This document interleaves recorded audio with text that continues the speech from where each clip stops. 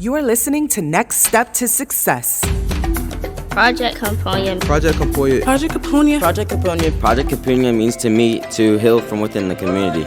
Coming live from Music Theory Studios in downtown Norfolk. Hey! We have me, your host, well, not your host, but Lorraine. Hey, Lorraine!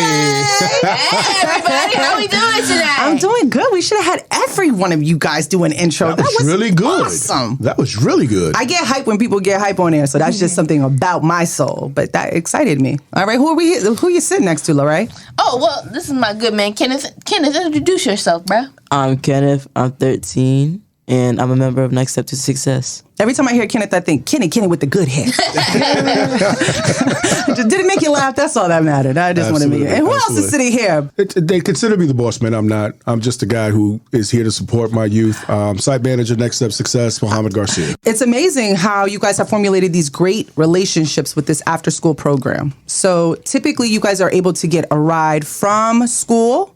Next Step to Success picks you up and brings you to their facility, right? Their location. Yeah, so you don't have to worry about transportation at all. And that's something that is so huge, and what our community really needs to understand is that you guys have a safe transition from school to another location where you guys can hang out in safe quarters where you do fun activities in the evening when parents are still at work. I was telling my friend all about it actually today. I was like, it'd be so great if you came. That way we could spend more time together. But it's also better for you if you're not with your parent at home. But I was just. How do you get into Next Steps to Success? How'd you get in the program? So it was a crazy coincidence, really. Okay. Because I just so happened to go with my sister to her open house that day, and there they were, Miss Angela and Miss Amari, and they were pitching Next Step to Success. I brought it home to my mom, and she was like, This is cool. Let's go and go check it out. And we went, and it was awesome. I miss Miss Amari so much. Oh, I'm pretty sure she misses you too. I'm pretty sure of that. Well, that's beautiful. So how do you guys get your students for Next Step to Success? Let's give a little bit of teaching for those in the community who are looking to assist or donate or help with this beautiful organization. Absolutely. So our program is pretty new to Norfolk. We started summer of 2021, and it was based on just recruitment and outreach. Going to all the local schools, community centers, the neighborhoods even. But we were still kind of in the middle of the pandemic. No one was really outside, so it made it that much harder. Yeah. But then as the year went on, we were able to link and connect with individuals that put us in those spaces to go to the schools. So we started doing presentations in the gym, a full day presentation. And then we started going to the community centers a little bit more often. And then when the space was available, because we started off at St. Patrick's School over by Collie. Yeah. Once we got to Blessed Sacrament, it was easy for parents to kind of navigate to that space. So having orientations and sessions at our program. And we grew from 7 youth our first summer to about 13 youth for our after school program. So you guys are still a baby. How long has Next Step to Success been around? Going on 2 years. Going on 2 years. That is beautiful. Absolutely. And we went from, like I said, having 13 youth in a summer in our after school to having over 40 now, and having 7 in our summer to looking like we'll have about 60 youth participating in our summer program this year. And there shouldn't be a problem with that. You guys are not paying to be a part of this program, are you? Definitely. So the funding is real. So for all my big pocket fellas out there listening to this program, make sure you guys figure out a way that you guys can assist and help, because we are literally working within our community right now. And this is really making an impact in the day-to-day lives of our people right here in Norfolk. The only requirement is being 13 to 16 and living in Norfolk. Listen, you guys need to find out schools. You guys might want to look into it. It's a great option. So when I try to pitch stuff to my mom to see if I wanted, well, not to see if I wanted to go, but to see if she'd let me go, you got to come up with a whole pitch. And it was perfect. You don't have to worry about me, I'm after school. I get my homework done. They provide dinner. It's safe. You can socialize. I love that. Let's talk about that, though, that safety. Is because that's why we kind of came together for Project Kuponya, right? Because we wanted to talk about the healing that needed to happen due to some of you guys not feeling safe in your community, feeling safe in your neighborhoods, feeling safe at your schools. And I think we've addressed so many topics within what Project Kuponya has touched on.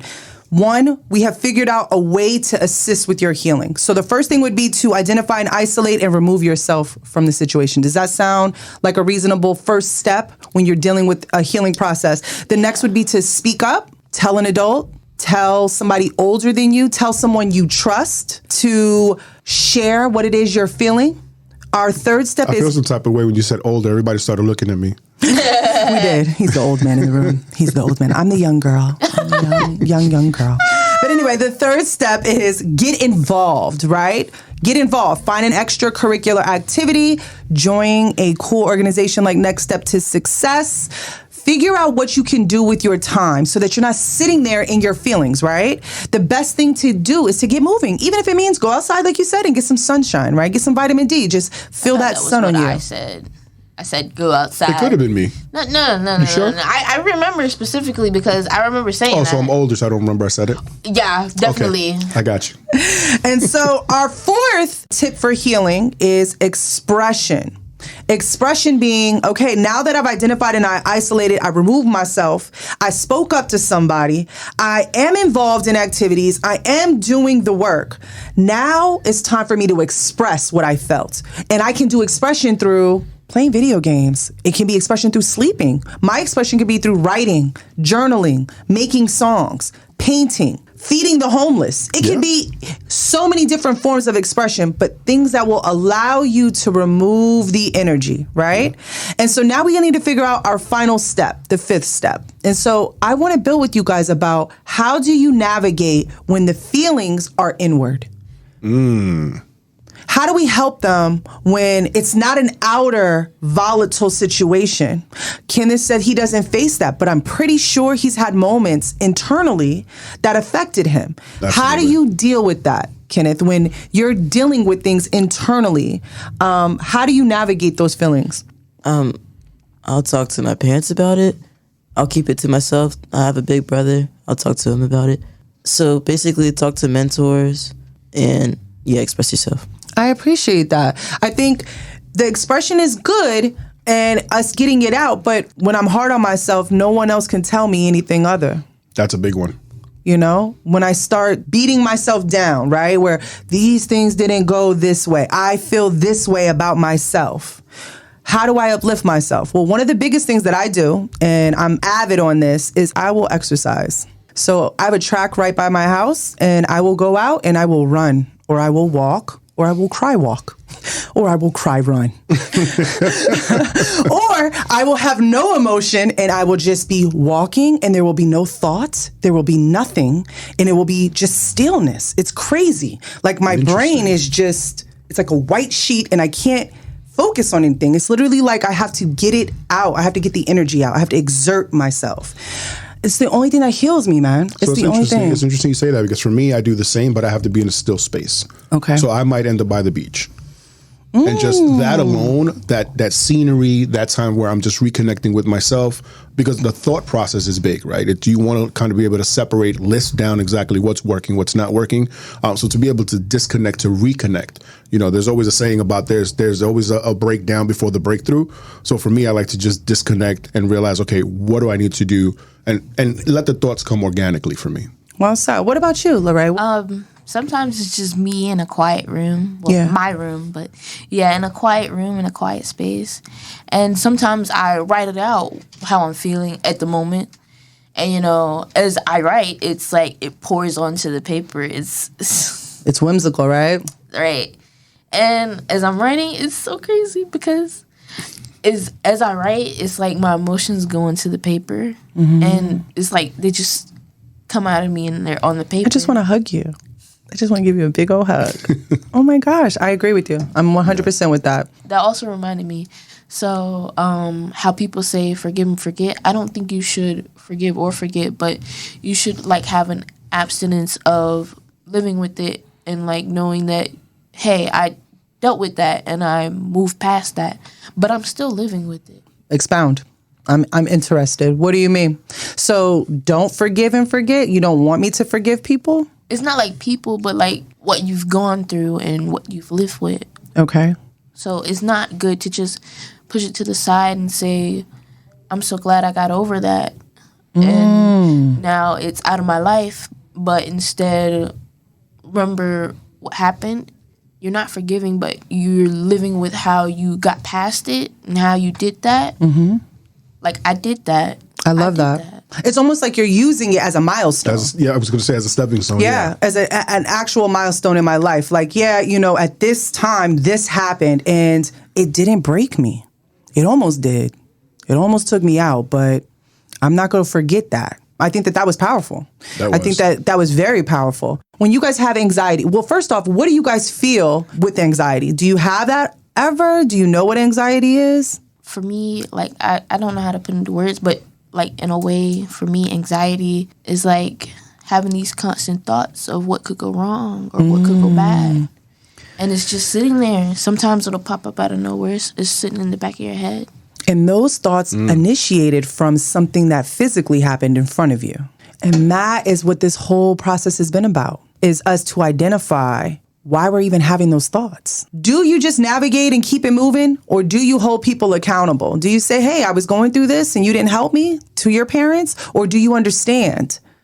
Sometimes you just gotta understand that sometimes you don't know what adults are going through either. Just like how sometimes if you don't reach out, nobody will know. So in order to even start healing, you gotta reach out somehow. So do you consider that as she is on point today? So as Ms. Jazz was saying, would you consider that the beginning stages of trusting the process? Definitely. Sure, you gotta find somebody to trust, right? Sometimes it's like a leap of faith that you gotta reach out, but you gotta change something. You gotta get out of that situation, so you gotta reach out somehow. But what I'm trying to find is, how do you find that trust in yourself? I guess after being emotional, it's coping in a way. After being emotional, it's coping. It's coping, expression, then there's grieving. Definitely. What do you think, Mr. Muhammad? Oh my goodness. When I think about those final steps, acknowledging it, right? Because it happened. It exists. It's in that moment. But then it's prioritizing which emotion you want to tackle first, right? So that you're not overwhelmed, but realizing that you have to, right? But knowing that there's no time frame. It's not pressuring yourself to do more than what you want to do versus what you need to do. Once you've identified which one you want to begin with, it's trusting yourself to say, okay, this is where I'm going to start, and I'm not going to give it a time frame. I'm going to kind of let it build itself organically so that I can hopefully transition from this feeling to the next. And what I took away from that is it's time to let it go. Yes. I dare say that letting it go would be taking that time and being specific. I think a lot of the times our youth will easily, being able to step away, I think is another one, right? Anything that might trigger that emotion, that feeling again, it's being able to step back versus living in it again, thinking I'm going to be okay. Because it's something that when you carry it, your mind is a very interesting place. Can I say something? You guys might think I'm crazy, but you got to talk to yourself. Oh, definitely. I think, That's are you with me? I talk to myself so do I. a lot. And I mean, I'm big on affirmations and all of that greatness, but you sometimes have to have a real heart to heart with yourself and say, all right, it happened, move on. Yeah. And every time that thought comes in your mind, whatever the negative thought, you have to literally say, remove this from the root. Like, I do not want to think this no more. And you got to speak to it. I just wanted to add on what Mr. Muhammad said. Sometimes all it takes is for somebody to step back and let it go. Yeah, and let it go. Yeah. I think that's what we're trying to get at. And so for all of our listeners out there, one, we want to say thank you so much for tuning in and kicking it with us. For our listeners tuning in for the 5 episodes and hanging tough with us. And this has been an amazing and exciting experience. Not only is Project Kuponya in audio, but it's going to be in video as well. And we'll be able to share with you guys some fun moments within our podcast. So we just want to say thank you to everybody for tuning in and listening. Shout out to Monique over at Next Step to Success, their executive director. Yes, she's doing her thing. And to everybody that is a part of the care package that comes with Next Step to Success. Oh, absolutely. Mr. Mohammed, thank you so much for being such a great rock and fun DJ on air with us. I try. I personally want to thank my mom because my mom do the best that she can. Oh, and I love that. All right, do you guys have any shout outs you want to give or anything you'd like to say to our listeners? One more thing. Yes. Mr. Ted, I love Mr. Ted. Mr. Ted is like the Superman of Next Step to Success. Yeah, girl. Y'all need to change his name from Mr. Ted to Mr. T. Okay, that would be cooler. Super T. There we go. I'll buy some chains. All right. But you guys, thanks so much for tuning in. This podcast was brought to you by Next Step to Success and Music Theory Studios.